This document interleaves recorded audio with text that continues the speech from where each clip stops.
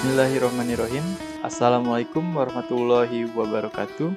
Perkenalkan, saya Iksan Hasanuddin, lahir di kota Bandung 23 Januari 1995.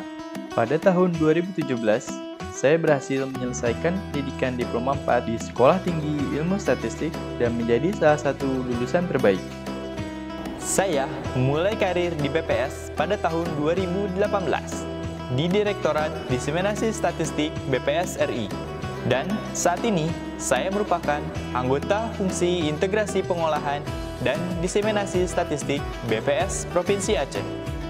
Saya adalah seseorang yang berkomitmen dalam sebuah pekerjaan dan pantang menyerah dalam mempelajari hal baru.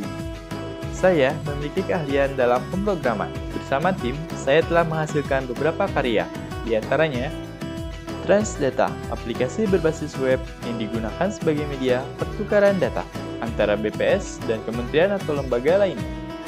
Silastik, aplikasi berbasis web yang digunakan sebagai sarana konsultasi statistik dan penjualan data BPS.